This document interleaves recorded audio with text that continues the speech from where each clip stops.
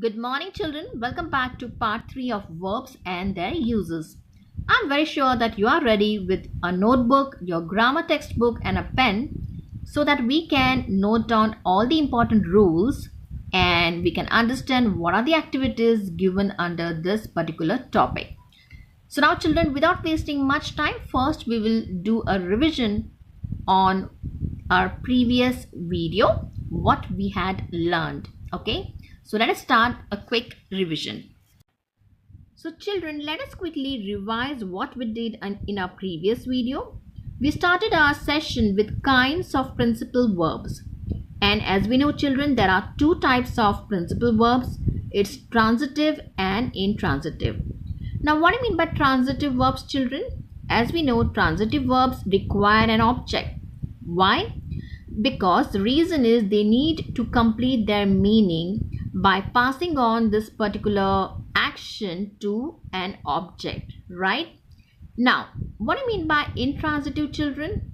Intransitive means they do not require an object to make sense, or you can say the verb denote an action which stops over there with the subject, and it does not pass on to any other noun or pronoun. Now, children, if I give you an example for transitive, it's like Hari writes a letter. Now, as we know, Hari's action of writing a letter passes on to a letter, right? So, over here, letter is an object. Now, when it comes to intransitive, children, now I can say the baby smiles. Now, the baby smiles over here, the action of smiling has stopped over here with the baby, and this particular action is not being passed on to any other object, and that's the reason this is called as intransitive verbs which doesn't have any object. Okay, so I'm very clear that you are very much really able to understand and identify what are the different types of transitive and intransitive verbs. So now, children, let us start with part 3 of this particular topic, which is verbs and their uses. Now, we will start first with subject-verb agreement. Now, what do you mean by subject-verb agreement, children? Now, let's see. To speak or write correct English, we must make sure that the right form of the verb is used to suit the subject. This means that the verb must agree with its subject in person and number. Now, children, a verb can change. When can a verb change, children? First, depending on whether the subject is in the first person, second person, or third person. And one more important point, a verb can change depending on whether the subject is singular or plural. Very important, children. So make sure that you are going to note down these two aspects. Alright. Now let us read the following sentences. I play chess. I am in Mumbai. I have a computer. Now, children, over here, the subject in these three sentences which are highlighted and the verbs are underlined. So these particular, the highlighted ones are the subject, right? Now, the subject in all the three sentences are in a singular form. Yes, children. It says, I play chess, I am in Mumbai, I have a computer. So, I is basically a singular form and in the first person, right? Therefore, the verbs are also in singular form. Okay? That is the reason the verb which we have used over here like play, am, have, these are in a singular form. Right?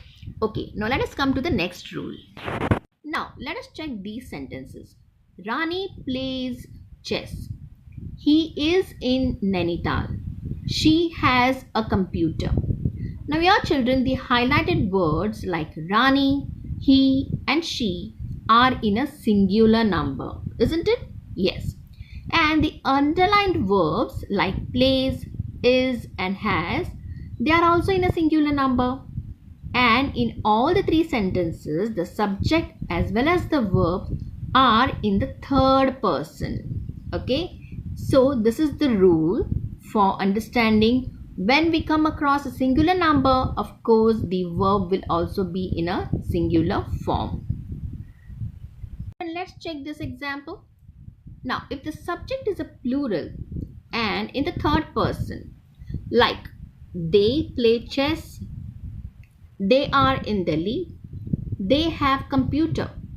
Now the verb must also be of a plural number and the third person. Okay, so that is the reason, children. Now they is basically is a subject and in a third person form, right? So the verb will be also in a plural number. So what is the correct verb that we can use? They play, right? Chess. Next, they are. Okay, next, they have. Okay, so these are the rules which is been used to identify the subject verb agreement. Okay, now children, this is very important. Make sure that you note down all these things. Now when we say first person, so what is your first person?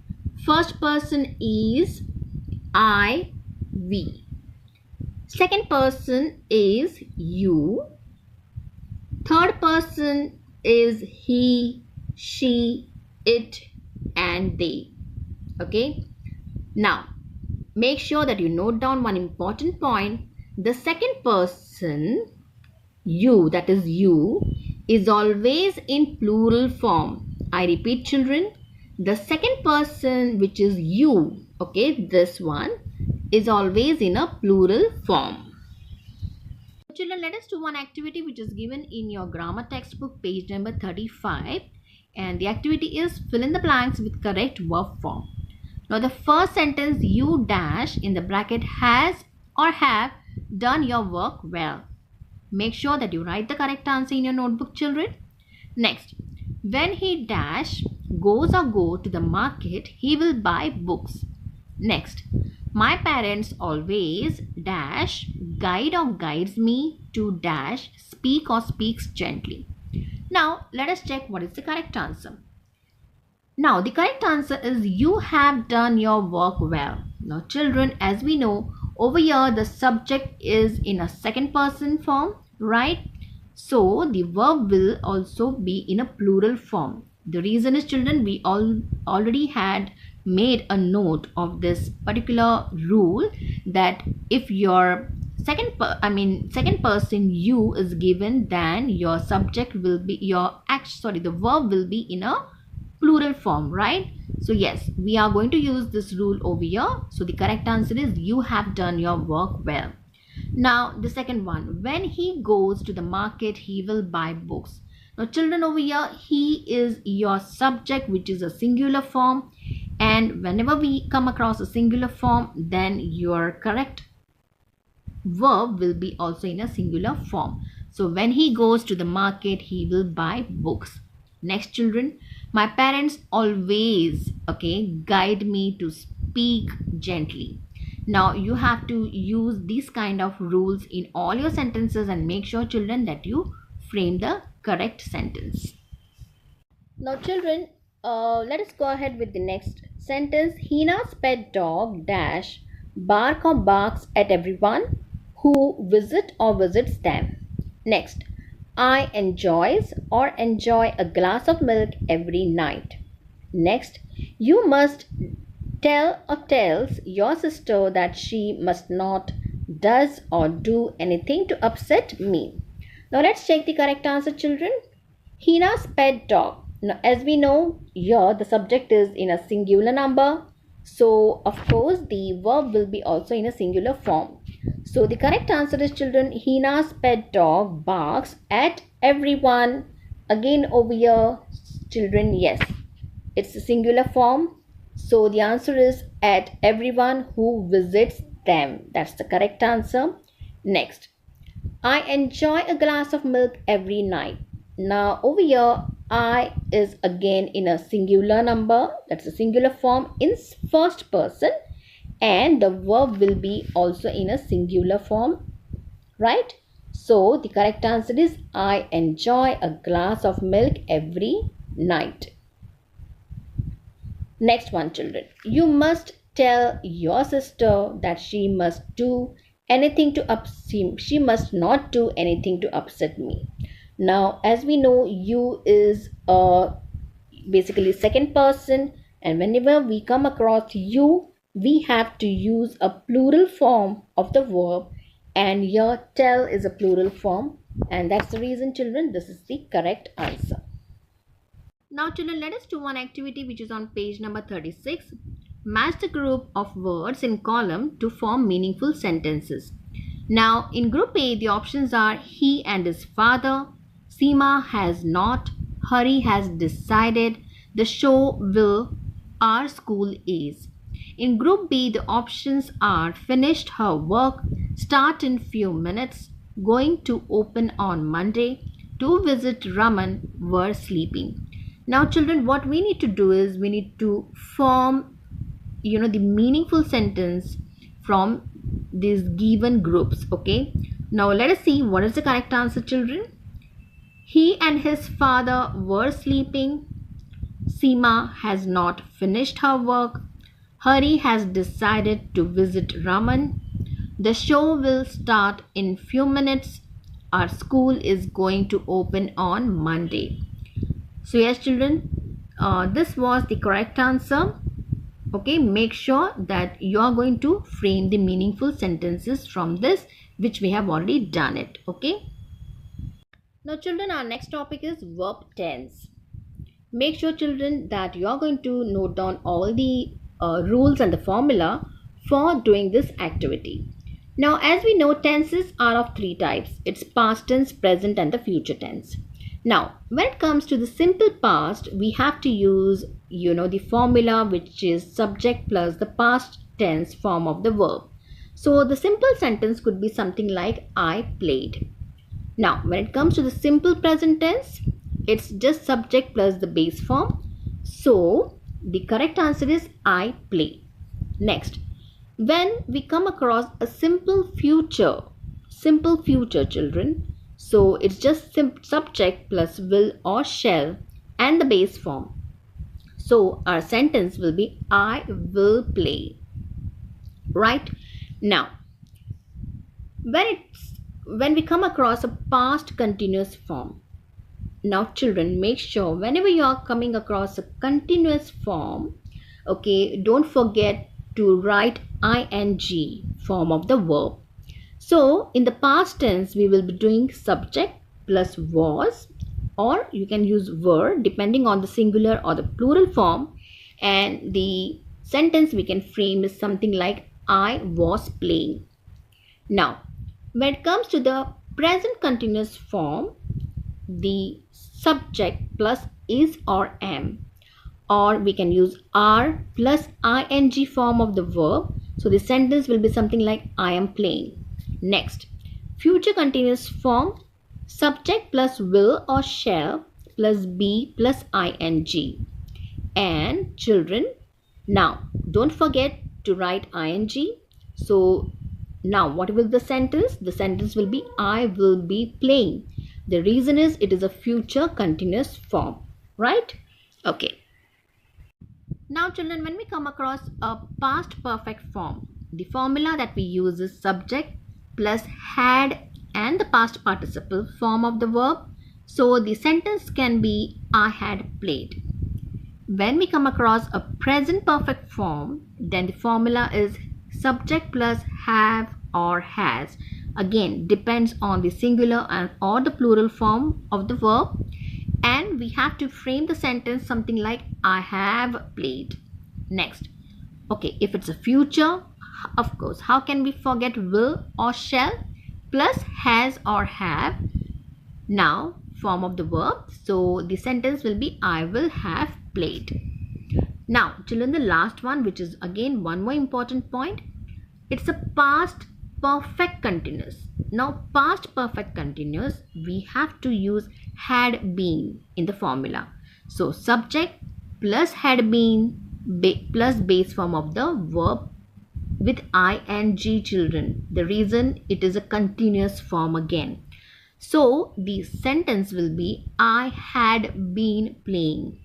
Now, if it's a present perfect continuous, then what formula we have to use? Subject plus have or has been plus the ing form. Okay, the reason, it's a continuous tense, and the sentence that we can frame is I have been playing. Now, if it's a future one, then the formula is subject plus will or have been plus ing form. So the sentence will be I will have been playing. So this was the perfect continuous form of the verbs. So now children, we have done all the forms of the tenses. Now let us check with few activities. Make sure children that you are on page number 37 from your English grammar textbook. Now the activity is fill in the blanks with the correct word from brackets. First sentence, Roma dash clothes every day. Is washing or washes. Next, my brother dash his homework now. Was doing or is doing. Next, my friend dash yesterday. Came or come. Next, it dash raining all night. Has been or is. Now, let us see the correct answer, children. Roma washes clothes every day. Next, my brother is doing his homework now. Next, my friend came yesterday. Next, it has been raining all night. So yes children, these were all the correct answers. I'm sure that you must have definitely cross-checked with the answer keys. Now let's check few more sentences. Sita is dash a movie on television, watches or watching. Sam dash in Delhi for 15 years, has lived or had lived. Next, by this time tomorrow you dash shall reach or shall have reached Calcutta. Next, I shall have finished my homework before he will arrive or arrives. Now let's check out the correct answer. Sita is watching a movie on television. So watching is the correct answer, children. Next, Sam had lived in Delhi for 15 years. Okay, now it's a past tense, children. Next, by this time tomorrow you shall have reached, okay, Calcutta. Next, I shall have finished my homework before he arrives. Now children, in this activity they have given an option in the bracket, and we have to make the changes as per the tenses which is given in the bracket. Now see, after she dash in the bracket here, the good news, she dash began to ring up her friend. We have to use past perfect over here, children. Past perfect. Quickly check what is the formula for past perfect and start writing the answer, children. Okay, next, I have some good news for you. You dash in the bracket stand first in the test. Now over here we have to use present perfect. Next, by the end of the month they dash arrive in India. Now we have to use future perfect over here. Next, they stopped working after the sun dash in the bracket set. Past perfect we have to use. Next, he dash in the bracket call you in the next hour. We have to use future perfect over here. Okay, make sure that you are going to check all the formulas, and we will quickly write the correct answers, children. Let's check the answer keys. After she dash, that means after she had heard the good news, she began to ring up her friend. This was the past perfect tense. Next, I have some good news for you. You have stood first in the test. This was the present perfect. Okay, next, by the end of the month they will have arrived in India. That's a future perfect tense. They stopped working after the sun had set. That's a past perfect. Next, he will have called you in the next hour. That's the future perfect tense. Now children, let's do one more activity which is given on your page number 38. Now read the following paragraph and fill in the blanks with the ing form from the box. Use is, was or were before the verbs. Now let us check children, what are the verbs they have given? Decorate, ski, shovel, knead, drink, switch, make, snow, read, skate, lie. Now let's read the paragraph. Paul lives in Switzerland. It is winter. It was dash all night. This morning men dash the snow from their porches. Inside their houses some women dash on their heaters. Old women dash warm clothes for their loved ones. Older men dash hot cups of tea to keep themselves warm. Some children dash snowmen and dash them. Others dash or dash Paul dash on his cozy bed and about Africa. Now let us check the correct answers children. What are the correct verbs that we can use by using is, was or were? Let's see. Paul lives in Switzerland. It is winter. It was snowing all night. This morning men were shoveling the snow from their porches. Inside their houses some women were switching on their heaters. Older women were knitting warm clothes for their loved ones. Older men were drinking hot cups of tea to keep themselves warm. Some children were making snowmen and were decorating them. Others were skating or skiing. Paul was lying on his cozy bed and reading about Africa. So now children, we are done with part 3 of verbs and their uses. Now on page number 38 from your grammar textbook, there is one activity children, which is read the following poem and answer the questions given below. Now children, you can do this as a home assignment in any of your notebook. It could be rough book or your English notebook as well. And yes children, below the description box, we have given you a worksheet. Make sure that you solve this worksheet without fail and send it across online. So yes children, till we meet you again for the next session, take care of yourself. Bye-bye.